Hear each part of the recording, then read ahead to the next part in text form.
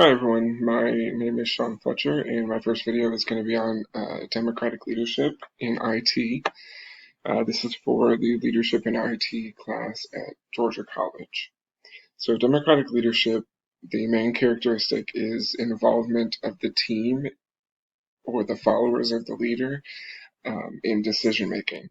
So they ask for their input and discuss with them before moving forward and making a decision. So the team members are motivated by the involvement, and because of that greater involvement, there's more ownership from lower level employees and everyone across the board. There was an Harvard Business Review article done by a man named Daniel Goleman, and he summarized the leadership style of asking the question, "What do you think?" So, asking your followers and your team members that question to get their input. With this leadership style, there are advantages. Some advantages are the motivation. Through the involvement, people are self-motivated when they feel like they have a part in it.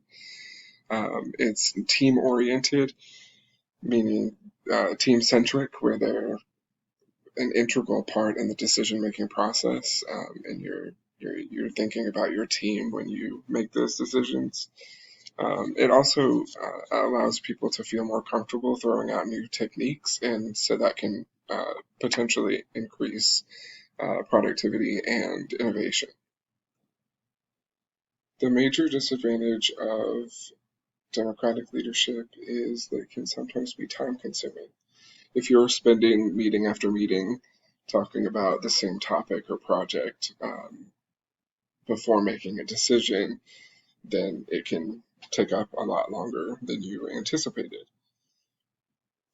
Also, sometimes when you're talking about things and throwing out new ideas over and over again, communication and the point or what you landed on can get lost when some old ideas linger and there is potential for miscommunication and confusion. So in many IT worlds, there often are projects that have quick deadlines, or you need quick troubleshooting tips, or decisions need to be made by a certain time. So including your team members in every decision or decision-making process can get quite lengthy, as we've discussed. And so in the IT world, I think that you can't always have that mindset. You can't do that in every single situation.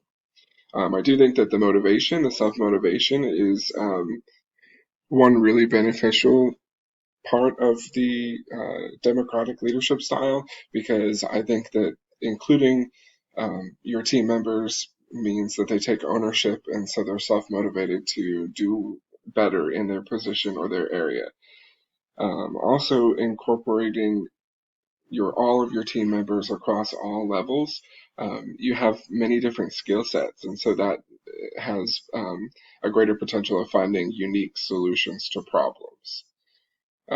So overall, I think that this leadership style is successful in a IT leadership position, but not in every single case. You have to be balanced in how often you meet with your teams and include them in your decisions.